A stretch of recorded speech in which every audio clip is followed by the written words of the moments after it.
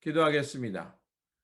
좋으신 아버지 하나님, 오늘도 이 아침을 허락하여 주시고 이 아침을 깨우며 주의 말씀 가운데 출발하게 하시니 감사를 드립니다. 저희들이 언제 어디서나 무엇을 하든지 하나님의 말씀과 하나님의 뜻을 먼저 분별할 수 있도록 도와주시고, 그래서 그 분별된 하나님의 거룩한 뜻 가운데 하나님의 언약을 지키며 말씀께서 지시하는 그 세계를 향해 살아가는 저희들이 되게 하여 주시옵소서. 그래서 우리 일상 속에서 하나님의 언약 백성으로 거룩하고 참되게 살아가는 우리 모두가 되게 하여 주시옵소서. 우리 구주 예수 그리스도의 이름으로 기도드립니다. 아멘. 오늘 우리에게 주신 말씀은 열왕기상 14장입니다. 본문 읽기는 14장 21절에서 30절입니다. 솔로몬의 아들 르호보암은 유다 왕이 되었으니 르호보암이 왕위에 오를 때에 나이가 41세라. 여호와께서 자기 이름을 두시려고 이스라엘 모든 지파 가운데서 택하신 성읍 예루살렘에서 17년 동안 다스리니라. 그의 어머니의 이름은 나아마요 암몬 사람이더라. 유다가 여호와 보시기에 악을 행하되 그의 조상들이 행한 모든 일보다 뛰어나게 하여 그 범죄한 죄로 여호와를 노하게 하였으니, 이는 그들도 산 위에와 모든 푸른 나무 아래에 산당과 우상과 아세라 상을 세웠습니다. 그 땅에 또 남색하는 자가 있었고 여호와께서 이스라엘 자손 앞에서 쫓아내신 국민의 모든 가증한 일을 무리가 본받아 행하였더라. 르호보암 왕 제5년에 애굽의 왕 시삭이 올라와서 예루살렘을 치고 여호와 성전의 보물과 왕궁의 보물을 모두 빼앗고 또 솔로몬이 만든 금 방패를 다 빼앗은지라. 르호보암 왕이 그 대신 롯으로 방패를 만들어 왕궁 문을 지키는 시위대 대장의 손에 맡김에 왕이 여호와의 성전에 들어갈 때마다 시위하는 자가 그 방패를 들고 갔다가 시위소로 도로 가져갔더라. 르호보암 왕의 남은 사적과 그가 행한 모든 일은 유다 왕 역대지략에 기록되지 아니하였느냐. 르호보암과 여로보암 사이에 항상 전쟁이 있으리라. 아멘. 오늘 본문은 이 분열 왕국 시대의 두 왕의 통치를 전하는 말씀입니다. 여로보암 왕의 아들이 병에 걸리자 왕비를 변장시켜서 예언자 아하야에게 보냅니다. 하지만 하나님께서는 아히야에게 이제 그 여로보암 왕과 그의 가문에 임할 심판을 예언하게 하십니다. 하나님은 다윗 가문에서 10지파를 나누어 여로보암에게 맡겼습니다. 그러면서 하나님께서는 여로보암에게 말씀하시기를 다윗 왕과 같이 하나님의 명령을 전심으로 지키며 여호와 보시기에 정직히 행하면 영원히 그 나라를 다스릴 수 있는 권한을 주실 것이라고 약속하셨습니다. 하지만 여로보암은 어리석게도 하나님의 언약을 버리고 다른 신을 만들어서 이스라엘로 하여금 금송아지를 숭배하게 했습니다. 결국 이러한 행위는 하나님 앞에서 분노를 격발하게 하였고 그의 가문과 그 집에 속한 모든 사람들이 비참한 최후를 맞이하게 했습니다. 여로보암의 죄는 자신도 하나님 앞에서 죄를 지었을 뿐만이 아니라 더 큰 문제는 왕으로서 이스라엘 전체를 하나님을 버리고 우상을 숭배하게 만든 것이었습니다. 그래서 본문 16절은 이렇게 말합니다. 여호와께서 여로보암의 죄로 말미암아 이스라엘을 버리시리니 이는 그도 범죄하고 이스라엘로 범죄하게 하였습니다.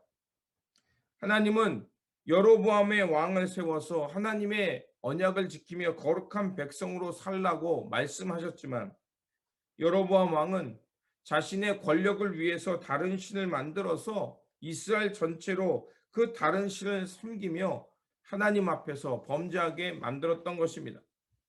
그리고 오늘 우리가 읽었던 두 번째 부분 르호보암의 왕에 대한 통치도 얘기하고 있습니다. 남유다도 북이스라엘처럼 풍요와 다산의 신을 섬겼습니다. 본문 24절은 이렇게 말합니다. 그 땅에도 또 남색하는 자가 있었고 여호와께서 이스라엘 자손 앞에서 쫓아내신 국민의 모든 가증한 일을 무리가 본받아 행하였더라. 남유다도 풍요와 다산을 자신의 신으로 섬기면서 이제 그 신전에서 음행을 하며 풍요를 보장해주는 종교적 행위를 하며 살았다는 것입니다. 이러한 종교적 행위는 결국 남유다 전체 모든 사람들이 행했다는 것을 말합니다. 하나님 보시기에 이러한 가증한 행위는 결국 약속의 땅에서 쫓겨나서 바벨론 포로가 되는 이유가 된 것입니다. 하나님께서 이스라엘 백성들을 출애굽시킨 이유가 무엇입니까? 풍요와 번영, 바로가 신이 아니라 바로 하나님의 언약 백성으로서 이제 평등한 공동체를 이루며 나눔과 섬김의 공동체로 살아가는 것이 하나님의 뜻이기 때문에 그렇습니다.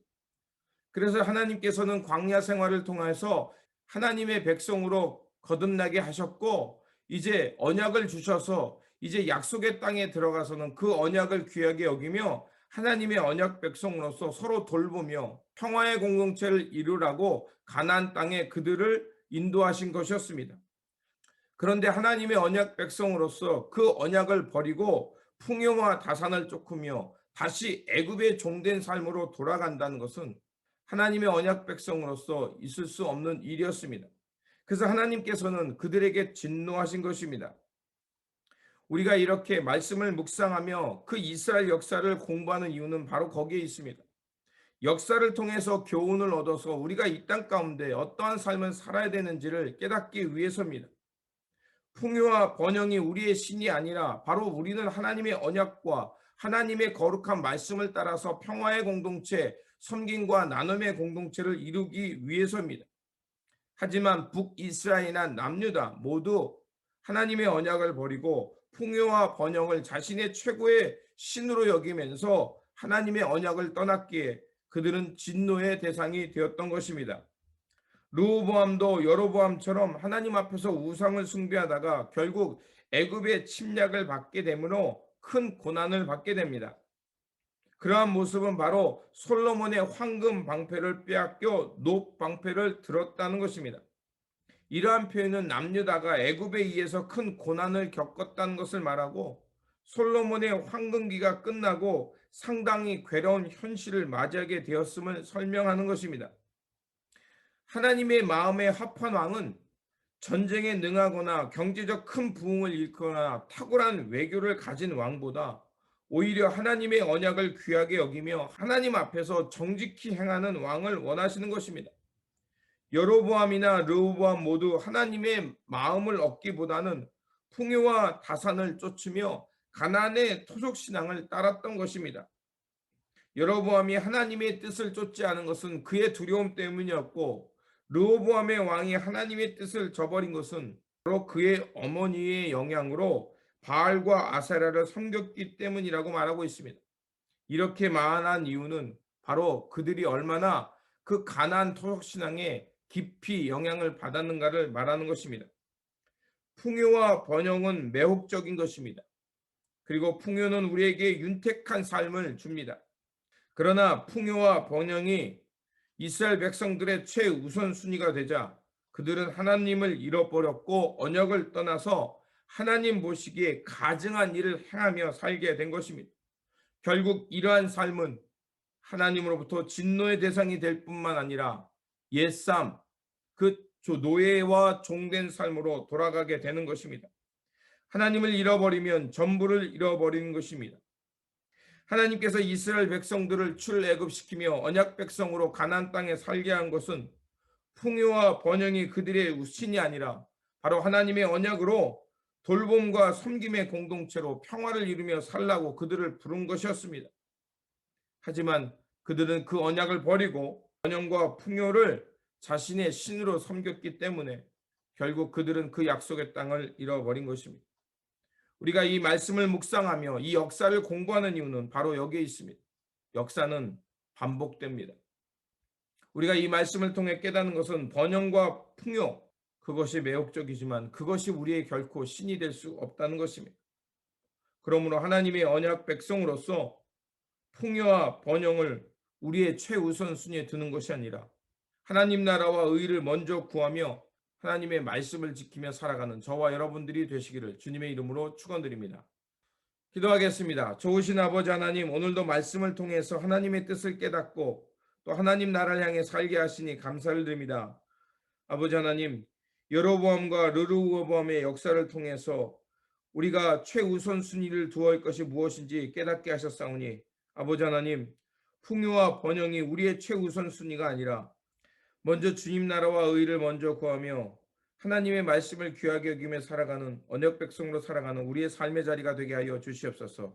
오늘도 주님께서 성령으로 함께 하시며 하나님의 귀한 말씀으로 인도해 주실 것을 믿으며 우리 구주 예수 그리스도의 이름으로 기도드립니다. 아멘. 오늘도 우리에게 주신 말씀 붙들고 살아가는 한 날이 되시길 바라며 오늘도 우리 일상 속에서 먼저 주님 나라와 의를 구하며 살아가는 하나님의 거룩한 백성, 언약 백성 되어 살아가시기를 주님의 이름으로 축원드립니다. 주님의 평안이 함께 하시기 바랍니다.